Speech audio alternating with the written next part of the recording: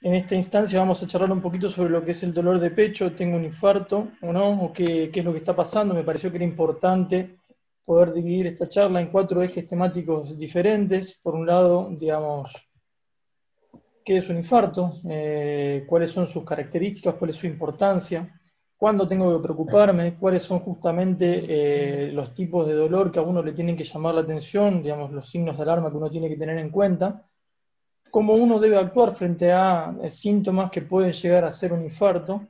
Y me pareció también muy importante mencionar algunas características sobre, digamos, cuál es la realidad en esta pandemia que nos toca vivir. Vamos a tratar de hacer una interacción rápida, digamos, porque me interesa conocer un poco cuál es, digamos,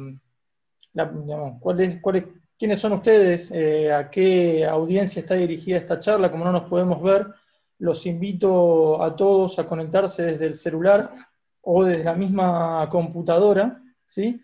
Accediendo a esta página de internet. No hace falta descargarse ninguna aplicación, simplemente acceder a dolor pecho, o con la camarita del celular directamente enfocar el código QR que aparece en pantalla, ¿sí? Que los va a llevar a contestar unas breves preguntas. ¿Sí? Ahí vos estoy dejando nuevamente, si quieren, el código QR o la página de internet. La primera pregunta es sencilla, digamos, ¿cuál es el grupo etario al que corresponden ustedes? De menos de 35 años, de entre 35 a 50 años, de 51 a 65 o más de 65 años. Fíjense que a medida que vayan contestando, se va actualizando en forma automática, ¿sí? Esto nos permite hacer una especie de interacción en tiempo real, a pesar de que estemos todos en nuestras casas o en nuestro lugar de trabajo. ¿Sí? De vuelta les dejo AJA Slide dolor de pecho. Tenemos bastante repartido, aunque una mayoría de personas de menos de 35 años. Vamos a pasar a la próxima pregunta. ¿Son hombres, son mujeres? Muy bien, repartido el público. Fíjense que arriba de la pantalla va a estar siempre exhibido la página de internet para poder acceder directamente. Ahora bien, esto es muy importante. ¿Han tenido algún evento cardíaco previamente? Muy bien, por ahora 100%, sin ningún antecedente cardiovascular. Esto es muy, muy importante también para el objetivo de la charla. Muy bien, vamos a pasar directamente a la presentación. A ver, vamos a empezar por lo básico, ¿sí? 1 de cada 3 personas que fallecen lamentablemente de enfermedades que se llaman cardiovasculares, es decir, del corazón o de la vasculatura, de las arterias y las venas. Hoy por hoy estamos todos muy acostumbrados a andar viendo siempre los números sobre la pandemia del COVID, la curva, y lamentablemente tenemos que enfrentarnos a un número de muertos que a todos nos parece muy elevado y que efectivamente es muy elevado, de 15.000 fallecidos, más de 15.000 fallecidos. Sin embargo, por año se mueren casi 100.000 personas por enfermedades cardiovasculares, ¿sí? Recuerden que las enfermedades cardiovasculares engloban no solamente enfermedades del corazón, sino que también de la vasculatura. Y dentro de ese podio de enfermedades cardiovasculares, el primer lugar se lo lleva justamente el objetivo de la charla de hoy, que es el infarto de miocardio, ya sea por sus complicaciones digamos, en la etapa aguda del infarto, o por la cicatriz, la secuela que puede dejar en el corazón de las personas. El segundo lugar lo lleva el accidente cerebrovascular, y el tercer lugar lo que se llama el tromboembolismo de pulmón, que es cuando un coagulito que se forma generalmente en las piernas viaja e impacta en el pulmón, ¿sí? Ahora bien, ¿qué es un infarto?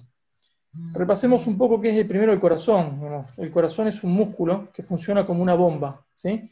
Que late en forma sincrónica gracias a todo un sistema de cables de conducción, ¿sí? Con un marcapasos natural que hace que el corazón se contraiga en forma coordinada y expulse la sangre que llega sin oxígeno desde el cuerpo hacia los pulmones para oxigenarse y distribuirlo ya toda oxigenada hacia el resto de la anatomía.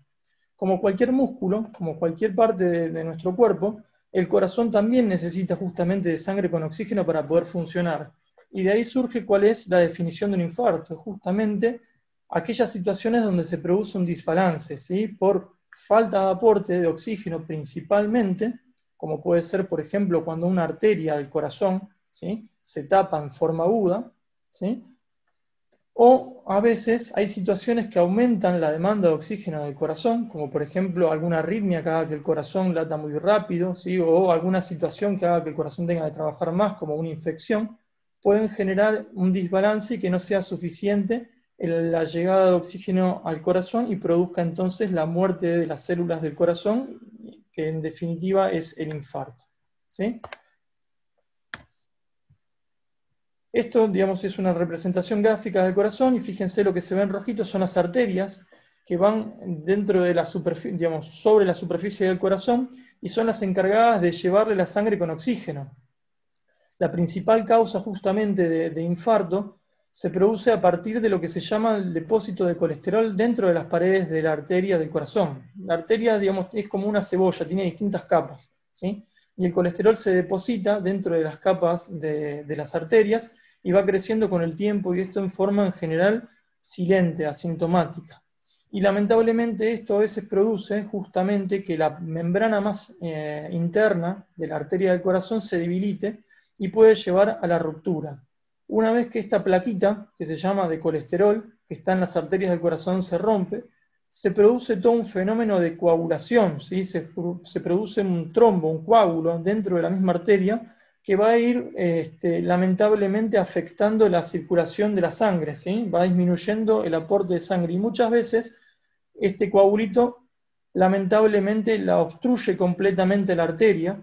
Entonces, todo el tejido del corazón, todas las células del corazón a las cuales esta arteria llevaba sangre, lamentablemente van a quedar sin ninguna irrigación y con el tiempo, lamentablemente, va a producirse justamente la muerte celular o el infarto. ¿Okay? Hay, lamentablemente, distintos tipos de... Hay distintas etiologías, como vieron, con distintas causas de infarto. La más frecuente es la que yo les mostré. A veces ese trombito, ese coágulo que se forma, puede no ser completamente obstructivo. A veces esa plaquita de colesterol que va creciendo no se rompe, sino que hay, digamos, alguna situación que aumente la demanda de oxígeno y frente a ya un calibre reducido de la arteria, se genere justamente este desbalance. Y hay otras situaciones, o sea, no todos los infartos son iguales. Este es lo único que quiero decir con esta presentación, ¿sí? Para retomar a la causa más importante, es justamente esta animación, donde se produce en la plaquita de colesterol el accidente de placa que genera la obstrucción de la arteria, y fíjense, estas son las células del corazón que cuando se ocluye la arteria sufren y eventualmente fallecen, produciendo entonces lo que definimos antes como un infarto de miocardio, y si no hacemos las cosas, no tratamos, si no abrimos esa arteria, puede haber alteraciones como justamente falla en el bombeo del corazón, alteraciones en ese ritmo de contracción o incluso muerte súbita. ¿Sí? Esas son las grandes complicaciones agudas de un infarto. Para poder diagnosticarlo, digamos, más allá de que nosotros ahora vamos a repasar en detalle cuáles son las características que nos hacen sospechar un infarto, sí o sí es necesario algunas herramientas diagnósticas, ¿sí? Uno nunca, digamos, por sí solo va a poder diagnosticar un infarto. Necesitamos dos pilares, básicamente uno, que es el electrocardiograma, que el electrocardiograma no es más que registrar la actividad eléctrica del corazón.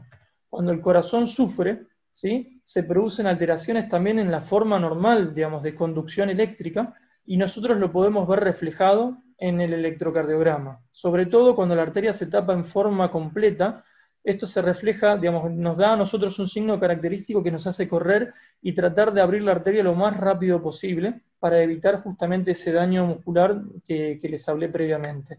Y otro de los pilares de tratamiento es justamente medir en un laboratorio de sangre, porque cuando las células del corazón mueren, se liberan sustancias al torrente sanguíneo que nosotros la podemos detectar en la sangre, permitiéndonos hacer el diagnóstico de infarto.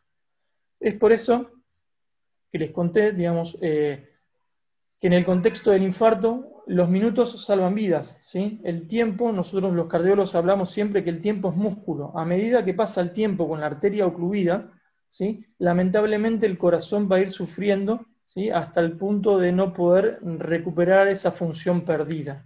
¿Ok? Entonces es muy importante en toda la cadena de tratamiento que uno tenga rápidamente una percepción de los síntomas que pueden llegar a ser un infarto para actuar. ¿Sí? ¿Cuáles son las formas que tenemos para poder abrir esa arteria? Bueno, la que está más recomendada, digamos, o la que tiene mejor resultado es la angioplastía. Acá fíjense, es un esquema, nosotros trabajamos con cuerditas que viajan por dentro de esas arterias del corazón, que esto tiene, digamos, 3 milímetros, 2 milímetros, son muy chiquititas, se pueden dilatar con baloncitos, e idealmente implantar lo que se llaman stents, que son esas estructuras metálicas como si fuera un rulero, para evitar que la arteria se tape. Sin embargo, también hay otras formas de tratamiento cuando esto no está disponible, que es una droga, que lo que hace es disolver el coagulito que se formó, ¿sí?, para poder abrir la arteria. Lamentablemente es menos efectivo y a veces tiene muchas complicaciones de sangrado, por eso la regla, digamos, o el tratamiento estándar o de oro es la angioplastía en el contexto del infarto, ¿sí? Ahora bien, vayamos a lo importante. ¿Cuándo tengo que preocuparme frente a un dolor de pecho? ¿Sí?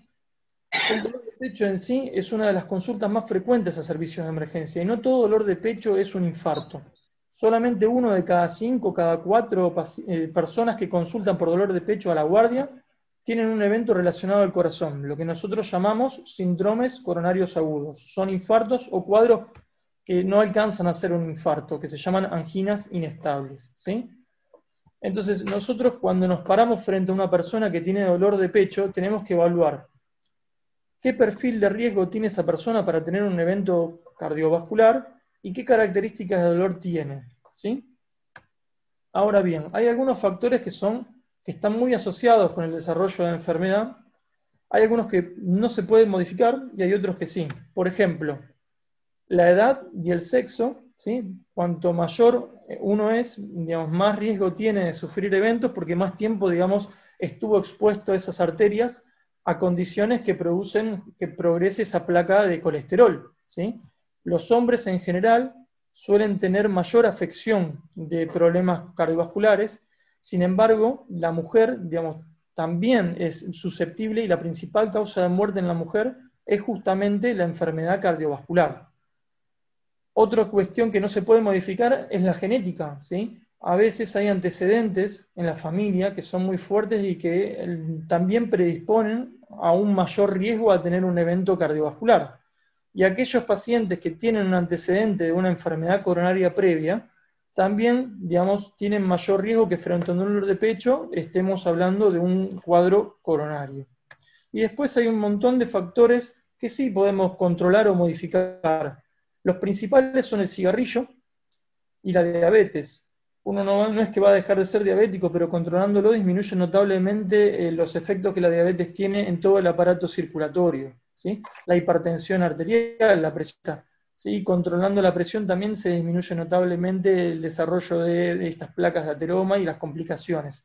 El sedentarismo, la obesidad, digamos, el aumento del colesterol, ¿sí? Sobre todo el llamado colesterol malo, que es el LDL, que justamente es el que se deposita en las paredes de las arterias. Entonces, una vez que nosotros nos situamos frente a una persona con dolor de pecho, digamos, pensamos en todos estos factores que pueden, digamos, aumentar la probabilidad de que el cuadro que tenga sea, digamos, de origen cardiovascular.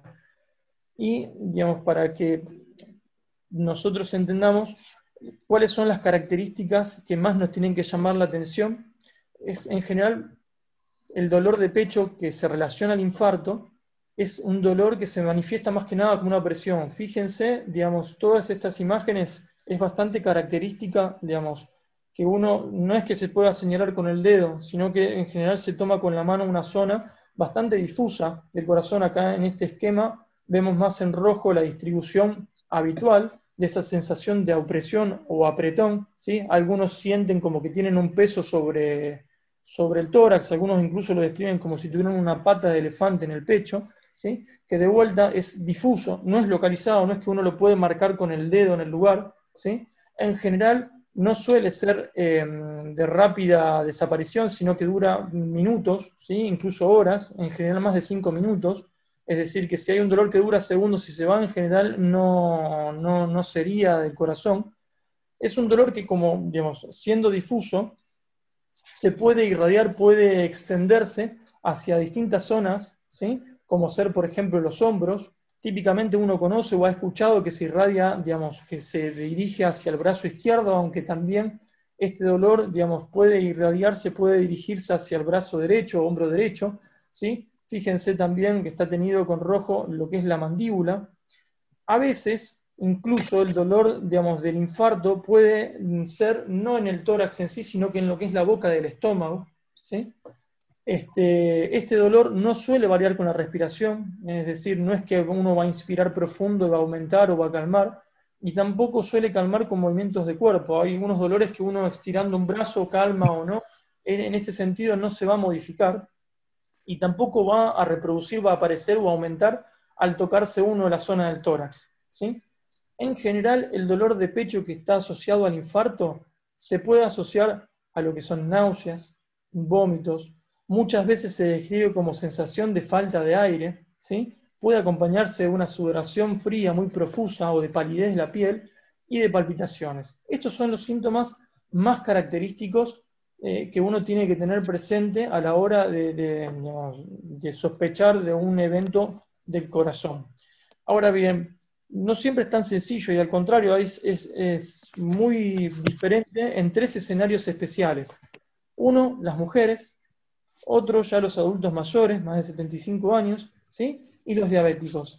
En estos tres escenarios, a veces los síntomas no son tan característicos como los describí yo previamente, ¿sí? A veces se puede presentar como una fatiga inusual, a veces solamente como sensación de falta de aire, a veces solamente ese dolor que yo les comentaba en la boca del estómago, como mareos o una sensación de flojedad, ¿sí? La sudoración o la transpiración, o un estado de ansiedad que causa, digamos, la imposibilidad de dormir.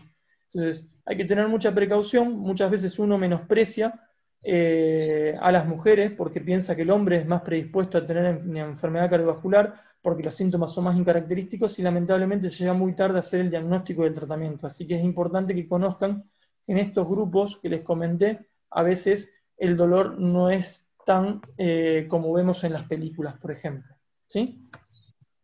Ahora bien, tenemos un dolor de estas características. ¿Cómo actúo? Y los voy a invitar nuevamente, si se pueden dirigir al celular. Para los que se conectaron más tarde, digamos, vamos a hacer algunas preguntitas muy cortitas para poder conocer su opinión, para ir interactuando, aunque sea así en forma virtual. Les dejo el código QR que pueden escanear con el celular o con la misma computadora pueden ingresar a ajaslights.com, dolor pecho, ¿sí? Lo que me gustaría saber, perdón,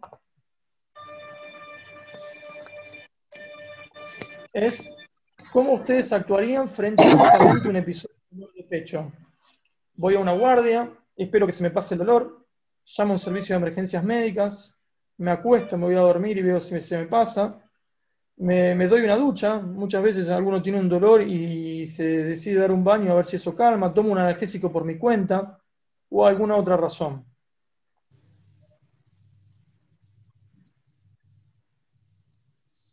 Muy bien. De vuelta les voy a dejar el código QR para que puedan escanear, si uno quiere, o directamente accediendo a ajaslights.com/dolorpecho. No hace falta que se descargue ninguna aplicación. Ahí vemos que ya varios más han contestado. La mitad, digamos, decide, digamos, frente a un dolor de pecho, llevar a un servicio de emergencias médicas, y uno de cada cuatro más o menos va a una guardia. Son las conductas que más se han contestado. Algunos esperan que se les pase, otros deciden acostarse. Bien, vamos a ver qué es lo recomendado. Uno, cuando tiene dolor de pecho, digamos, lo que debería hacer es llamar a un servicio de emergencias médicas, como contestó la mayoría del auditorio virtual, aunque sea. ¿Por qué a un servicio de emergencias médicas y no dirigirse uno a la guardia? Porque de esta forma conseguimos que en forma rápida, personal entrenado con equipamiento, digamos, adecuado, puedan atenderlos en forma precoz, ¿sí? Los servicios de emergencia médica deberían contar con equipamiento para detectar y tratar las arritmias potencialmente mortales. Lamentablemente, la mitad de los pacientes que fallecen antes de poder acudir a un centro, digamos, hospitalario, por así decirlo, y es a causa del trastorno que genera en la conducción eléctrica con arritmias graves, ¿sí? Que producen eventualmente la muerte. Entonces, no se recomienda que uno por sus propios medios se acerque a un hospital, porque justamente está el riesgo de que estas arritmias sucedan. ¿ok? Esto es el mundo ideal, obviamente, donde se cuente con equipos de servicios de emergencias médicas que tengan estas capacidades. Argentina, digamos, si uno se pone a ver los registros que tenemos de infarto, 1 de cada 5 personas que tienen infarto llaman a servicios de emergencias médicas, ¿sí? El resto, el 80%, directamente se dirigen a centros de salud. Fíjense en comparación con otros países como el Reino Unido, cómo estamos en la cola de la curva, ¿sí? Cuánto nos falta, digamos, por mejorar en este sentido. Los servicios de emergencia médica deberían trasladar a los pacientes con infarto, hacer el diagnóstico con electrocardiograma directamente en la ambulancia o en la casa y trasladarlos a centros especializados, o si no se cuenta con un servicio de emergencias médicas, uno se debería acercar a servicios que estén preparados y que tengan un equipo de cardiología, digamos, que esté dispuesto, como por ejemplo en el Hospital Privado de Rosario, hay desde hace tiempo ya cardiólogos que están 24 horas, los 7 días de la semana de guardia, y se cuenta con un protocolo institucional que se llama Código de Infarto para sistematizar digamos, el diagnóstico rápido y el tratamiento, digamos, de los pacientes con infarto rápidamente, digamos, con el objetivo de poder abrir la arteria del paciente dentro de la hora del ingreso a la institución, que es lo que se recomienda en todas las guías internacionales, ¿sí? Ahora bien, voy a hacer un par de menciones simplemente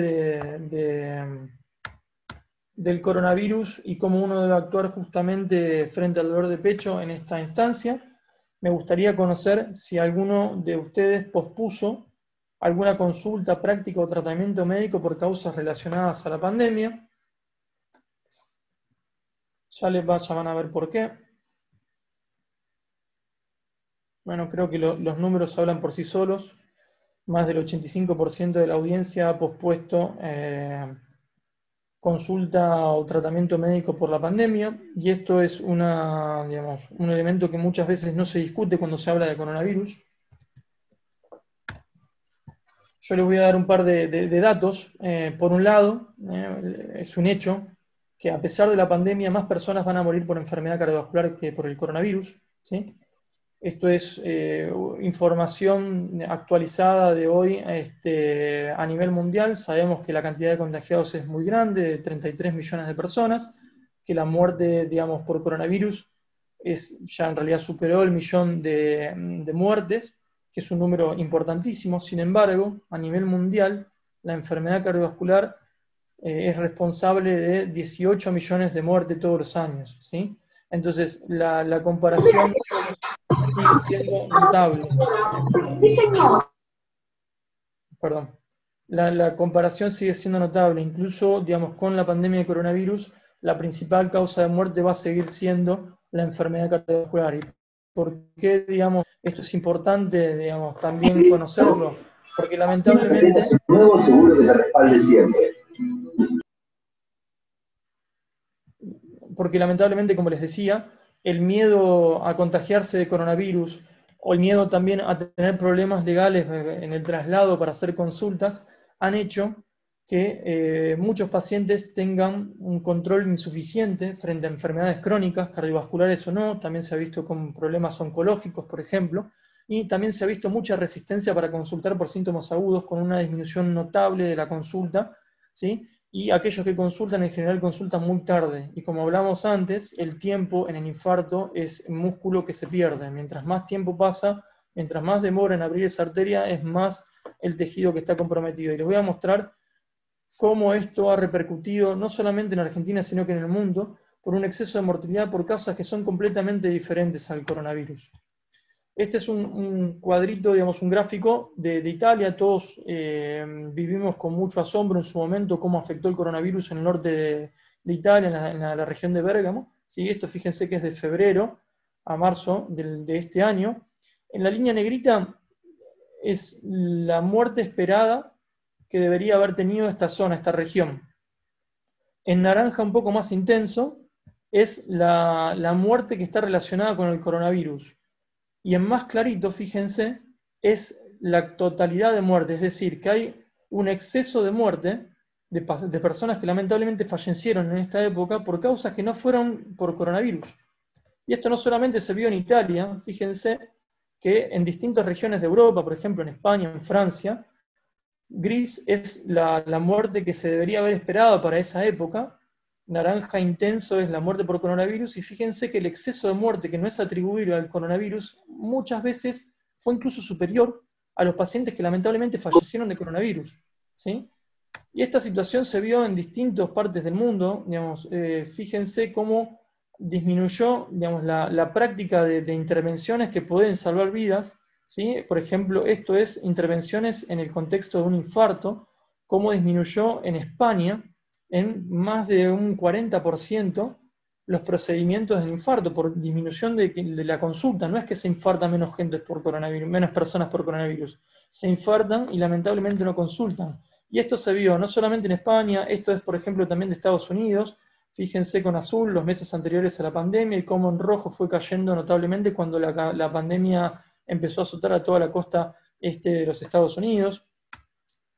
Esto es una encuesta de acá de Argentina, que salió publicada en el Clarín, donde, muy parecido a lo que les pregunté previamente, 1 de cada 2 personas pospuso algún tipo de consulta o tratamiento médico por la pandemia, y en general esto es porque piensan la población que los centros médicos son lugares de riesgo de contagio, ¿sí? O por justamente miedo al incumplimiento de las restricciones de tránsito, ¿sí? Y estos son datos de ADECRA, de una organización que nuclea la actividad privada, de muchos centros de actividad privada, donde por la pandemia, esto es abril del 2019 en comparación con abril del 2020, cómo disminuyó notablemente la cantidad de personas que consultan a servicios de emergencias médicas, más de un 70% de disminución de consultas, y cómo ha también disminuido notablemente la cantidad de pacientes que consultan por dolor de pecho, más de un 60%,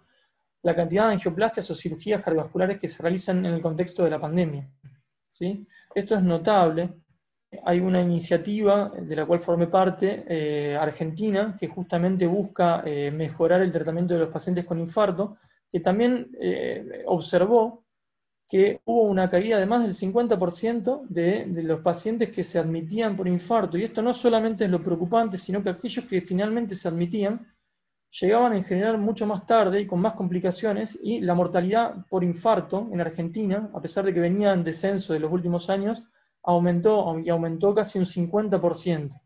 Entonces, si uno toma en cuenta todos estos factores en este trabajo que hizo un colega y amigo, digamos, lamentablemente la pandemia está haciendo que aumente entre 6.000 y 10.000 muertes cardiovasculares que podrían haberse sido evitadas, podrían haberse evitado, digamos, si uno hubiera hecho, digamos, todo el tratamiento, se mantendrían los controles habituales en pacientes cardiológicos si no hubiera existido esta merma en la consulta por dolores de pecho y patología cardiovascular. ¿Okay?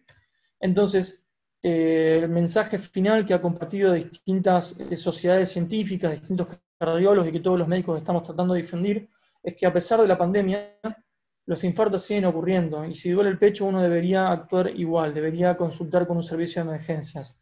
Uno, digamos, tiene un rol primordial en el éxito o no de un tratamiento, ¿sí? El tiempo, digamos, acuérdense que es músculo, el tiempo es corazón, hay enfermedades que no pueden esperar, como el infarto. Los hospitales se han adaptado y se han preparado para poder recibir pacientes y protegerlos de eventuales contagios intranosocomiales. Así que hoy por hoy la recomendación es que, a pesar de la pandemia, uno no deje de hacerse controles, y existen un montón de herramientas que por ahí no son el objetivo de esta charla, para poder mantener un control adecuado en enfermedades crónicas y para poder... Así que con esto creo que estamos.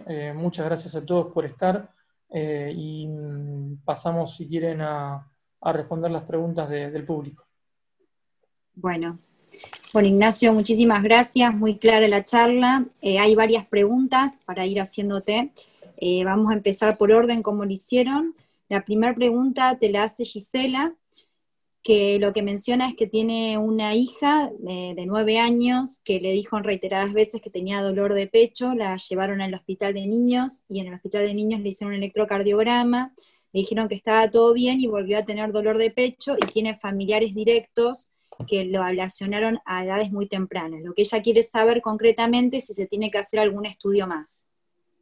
Bien, a esa edad, digamos, el infarto es algo muy extraño, muy raro, digamos, no es la principal causa, está bien, digamos, el miedo o la preocupación, está bien que haya hecho la consulta, por ahí escapa un poco de mi rol, nosotros tratamos en general a adultos, así que sería más una consulta para reparo del pediatra, pero por lo menos transmitirle tranquilidad.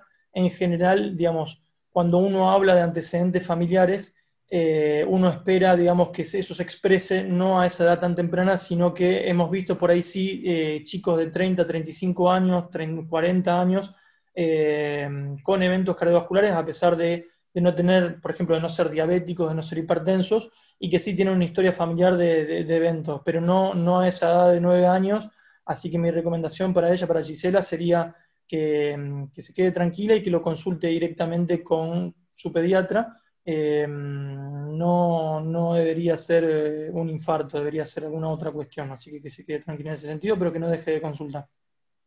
Bien, perfecto, muchas gracias, Ignacio. La segunda pregunta la hace Sabina, en donde ella manifiesta que tiene taquicardias a repetición y como una sensación de electricidad, entonces, bueno, un poco quería saber qué podía hacer con eso. Bien, lo importante, digamos, de las sensaciones de palpitación por ahí es saber en qué contexto aparecen, cuánto duran, frente a, digamos, si aparecen estando quietas, estando en reposo, si eso se asocia por ahí a algún otro síntoma como falta de aire, como dolor de pecho mismo. Porque si aparece estando quieta, digamos, si se asocia a dolor de pecho o a transpiración, a todas esas características que estuve nombrando previamente, por ahí, digamos, sobre todo si persiste por un tiempo, no sería, digamos, sería recomendable que consulten en el momento, y si no, digamos, que consulten en forma programada y electiva con un equipo de cardiología. A veces, digamos, en esta época de pandemia lo que se puede hacer es consultas de telemedicina, que no es lo ideal, digamos, porque uno quiere estar cara a cara con el paciente, lo quiere revisar, quiere poder transmitirle mayor tranquilidad, pero a veces en esta época de pandemia la telemedicina se convirtió en una herramienta para facilitar un poco, bueno, poder liberar estas dudas, bueno, que de otra forma quedarían sin contestar. Bien. Después, muchas gracias. Otro comentario de Fernando, que un poco él comenta que las ambulancias o los que uno llama no están preparados. Fernando yo lo conozco, es vecino del barrio donde vivo y él sufrió un infarto, entonces creo que lo dice un poco con causa, con razón de causa de que le pasó. Quería un poco, Ignacio, saber tu comentario respecto a Argentina, qué es lo que pasa con los servicios de emergencias cuando alguien tiene dolor precordial y necesita rápidamente ser trasladado a un sitio para poder recibir el tratamiento adecuado. Bien, lamentablemente es una pregunta muy compleja para hacer, digamos, porque cuando uno habla del sistema de salud de Argentina, como por ejemplo en este caso puntual del sistema de emergencias médicas, es muy variable. El sistema de salud nuestro está muy fragmentado. Hay un sistema privado, un sistema de obras sociales, un sistema público, y cada uno tiene sus aristas, no hay interconexión y es muy difícil englobar. La realidad es que sí, nos falta mucho mejorar, nos falta en los servicios de emergencias médicas, hay algunos que son excelentes, que son de primera línea, sé que los hay en Rosario, acá en Buenos Aires también, yo he trabajado con muchos directamente armando protocolos conjuntos de tratamiento, ¿sí? Donde por ejemplo el diagnóstico del infarto se hace en el domicilio del paciente, nos envían el electrocardiograma a nosotros, lo recibimos y lo esperamos al paciente directamente en la sala de hemodinamia sin tener que pasar directamente por la guardia. O sea que hay algunos servicios de emergencia que trabajan muy bien. Hay algunos servicios de emergencia que no trabajan muy bien. Hay algunos servicios de emergencia que son simplemente nosotros, cuando hacíamos charlas, hablábamos, nosotros no queremos servicios de emergencia que sean un taxi, que lo único que hacen es buscar al paciente y lo despachen al lugar que esté más cerca. Eso no sería lo ideal. No me gusta englobar, hoy por hoy la recomendación sigue siendo que uno se acerque que uno convoque un servicio de emergencias, pero si uno ya conoce en su realidad local, en su sistema de salud, digamos, ya sea público o privado o de obra social, las deficiencias, no lo, uno tiene la herramienta de a esta salvedad, ¿no? Saber que en las primeras horas del infarto la arritmia, digamos, es el principal causa de muerte y uno no va a tener herramientas para poder ni diagnosticarlo ni tratarlo. Entonces, hoy por hoy, digamos, todavía a pesar de las deficiencias que hay en las servicios médicas, la recomendación sería convocarlos a ellos. Lamentablemente también los centros de salud, hay muchos hospitales que están muy bien preparados, como por ejemplo el hospital privado, en el centro donde yo me desempeño, acá en Buenos Aires, pero hay otros lugares donde no, lamentablemente las guardias no tienen, digamos, profesionales que estén entrenados en cardiología, no hay protocolos internos sistematizados. Entonces, cuando uno habla de salud en Argentina, hay un largo camino por trabajar y por mejorar. Bien, Espero haber respondido la pregunta. sí, muchas gracias. Después hay una pregunta muy buena, que sería bárbaro tener uno solo, pero bueno, la vas a contestar vos a esta pregunta. La pregunta dice, ¿cuál es el estudio para saber la salud arterial? Si hay un estudio específico para saber cómo están las arterias de su salud. Es una excelente pregunta. Lamentablemente no hay una respuesta. La medicina no es... no existe la bola de cristal en medicina. La medicina no es una ciencia exacta. Nunca 2 más 2 es 4. ¿Sí? Hay una serie de estudios que uno puede realizar para tener un panorama global, pero ningún estudio va a descartar completamente la posibilidad de que uno tenga un evento el día de mañana. ¿Sí? No quiero asustar con esto, digamos, la mejor forma de prevenir es justamente tener una vida saludable, digamos, de hacerse chequeos de rutina, pero, digamos, no hay ningún estudio que uno pueda hacer que te asegure y te ponga un sello de que no va a pasar nunca nada. A ver, la mayoría de los estudios que uno hace en forma ambulatoria, como por ejemplo pruebas de esfuerzo, es decir, la ergometría, hacer una bicicleta y ver cómo el electrocardiograma, cómo la transmisión eléctrica del corazón se modifica frente a un aumento de las demandas del corazón, frente a un ejercicio del corazón, las cámaras gamas y demás, detectan más que nada cuando esa placa de colesterol que yo les mostraba en las imágenes va aumentando hasta un punto donde esa placa genera que la reserva del corazón para poder aumentar la llegada de sangre se ve superada y ahí empiezan las manifestaciones, pero no podemos detectar lo que yo les mostraba que es el debilitamiento, por así decirlo, la debilidad, perdón, de la membrana interna de la arteria, que es la que se rompe y la que produce un infarto. Así que lamentablemente no existe tal estudio. Bien, muchas gracias. Después hay un video que posiblemente, no sé si lo viste, pero estuvo en varias redes y la pregunta está basada en ese video. Entonces, uno de los participantes nos pregunta si toser bien fuerte mientras uno está esperando a la ambulancia, mientras se está infartando, eso aumenta la posibilidad de que el corazón irrigue mejor y de que no se deteriore la persona.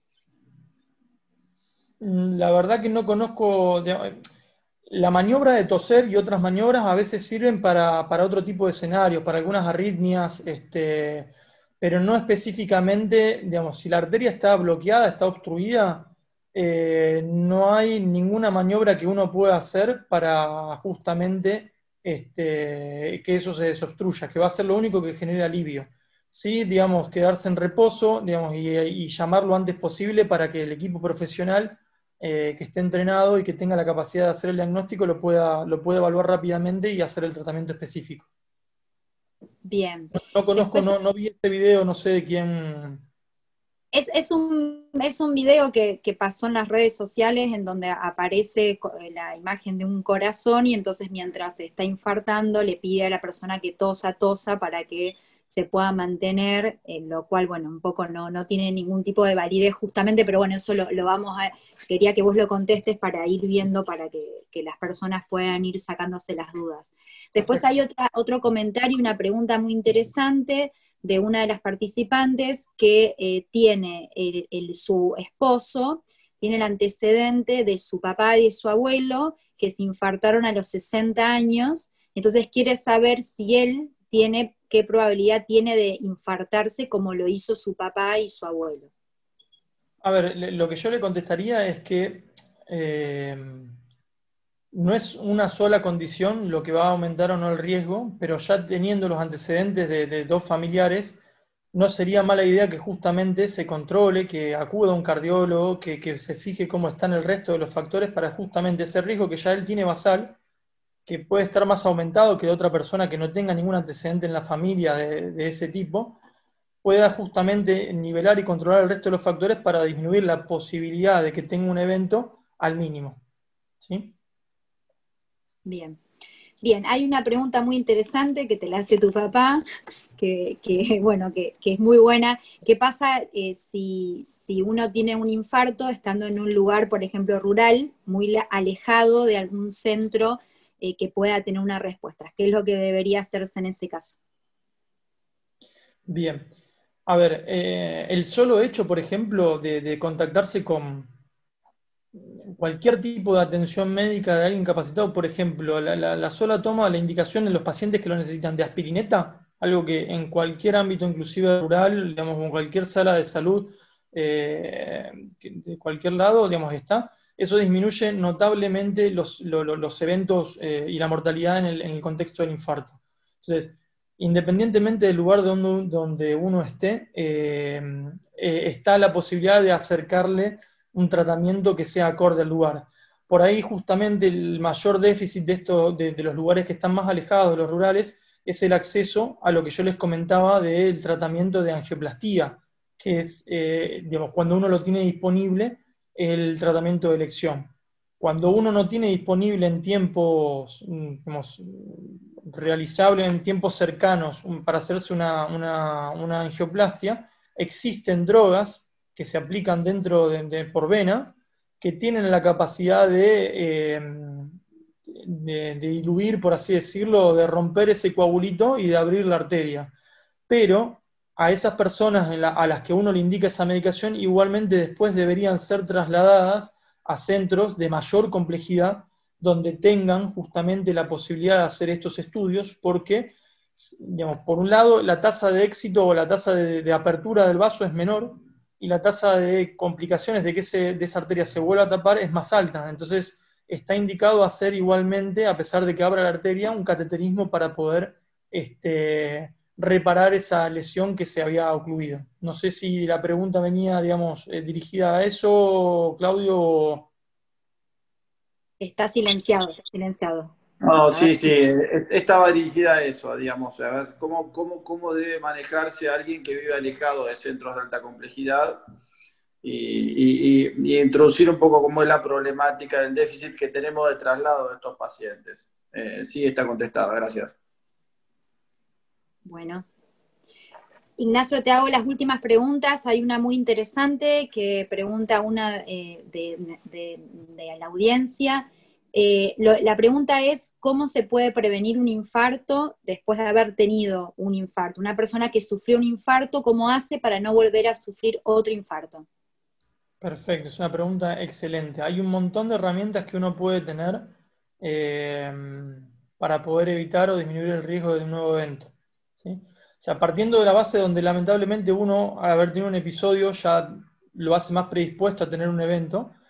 Si uno se controla la presión, si uno se controla el colesterol, toma toda la medicación que le indica el cardiólogo, tiene controles periódicos, está muy atento a los cambios de síntomas, deja de fumar, se incorpora en programas que se llaman de rehabilitación cardiovascular, es decir, hay programas de ejercicio que están específicamente diseñados para pacientes que han tenido eventos cardiovasculares, donde uno está supervisado por profesionales que están capacitados y que le indican un ejercicio que está adecuado a su problema coronario, a su problema cardiovascular.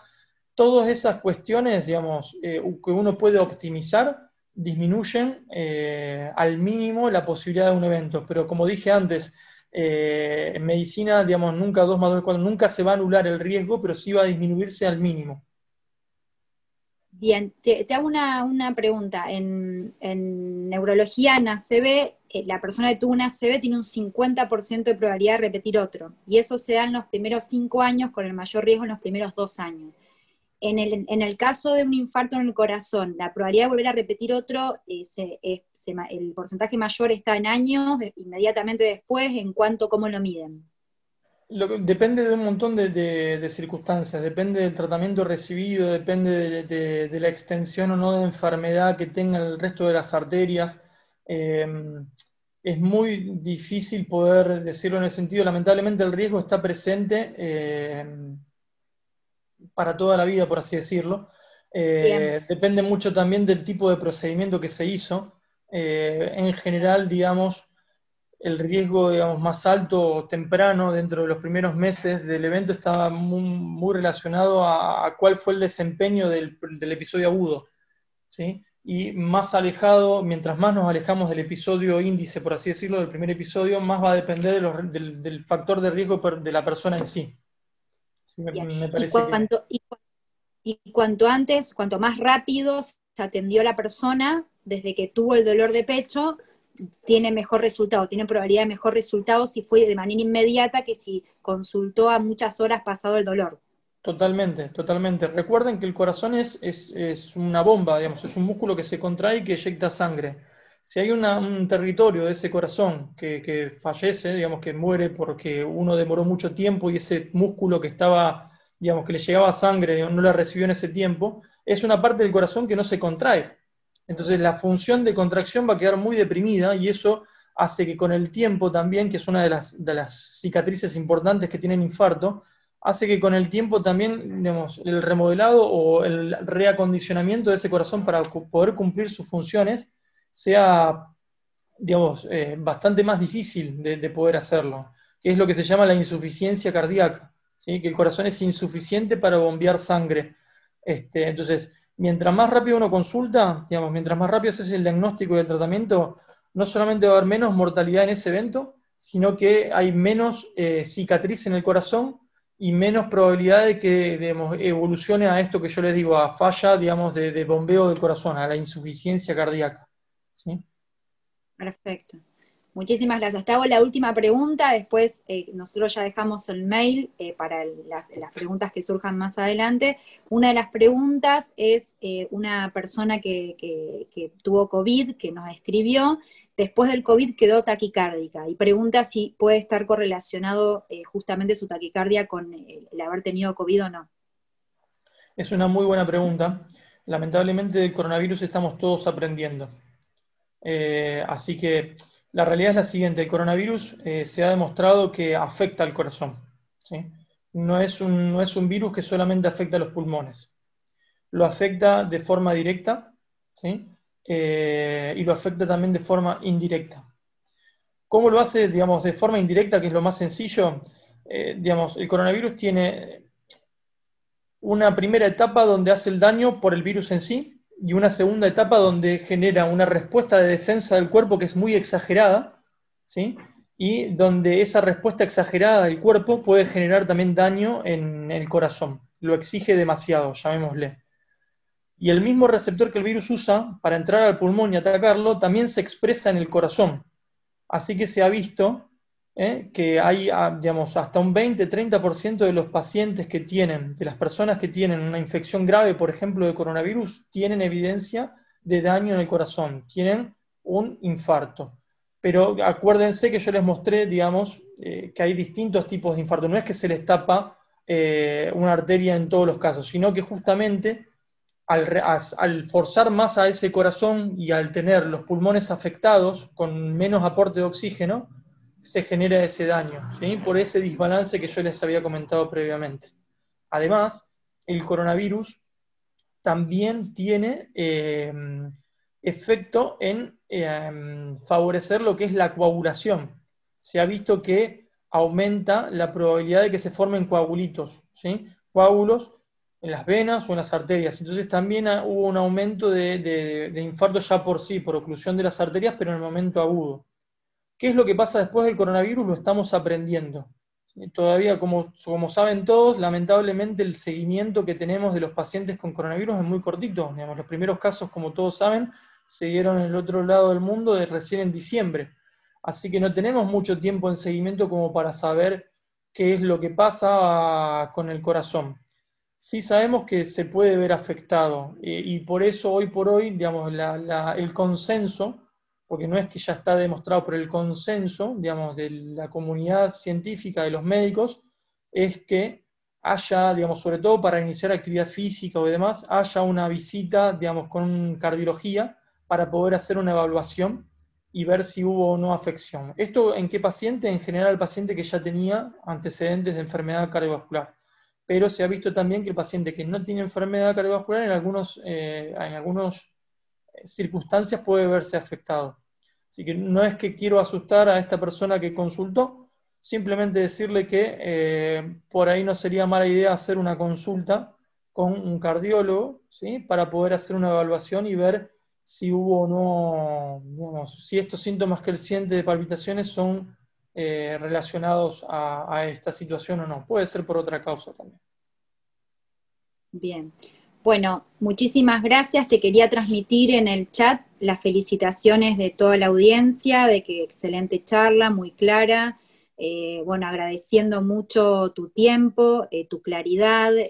Creo que en esto es muy importante que vos mostraste números y datos que son lamentables porque son personas que sufren esta enfermedad, que muchos fallecen. Me parece que la manera un poco que uno tiene es la obligación ética moral de esto, de dar una charla para justamente que las personas sepan que no hay ninguna causa en el medio de una pandemia que justifique no consultar una guardia cuando uno tiene un dolor de pecho. El COVID no hace que uno no tenga que consultar. En el medio de la pandemia, cuando duele el pecho, rápidamente a la guardia. Siempre es preferible que el cardiólogo le diga que la causa fue por otro lado, pero no que se quede en la casa. El ACV, el infarto agudo de miocardio, no se queda en la casa nunca, jamás. En el medio de una pandemia igual hay que ir a la guardia y hay que consultar. Es una enfermedad grave y es importante que sepamos que esto mata a las personas y esto no quiere decir, como vos decís, dar miedo, pero sí que estamos enfrente de una enfermedad grave. Así que muchísimas gracias por la charla, por todos los aportes y bueno, espero que podamos seguir en este trabajo tan importante que hiciste hoy de la educación a la comunidad. Muchas gracias. Muchas gracias a ustedes por la invitación. Bueno, muchas gracias y saludos a toda la audiencia y seguimos en los que son las charlas a la comunidad. Muchas gracias a todos.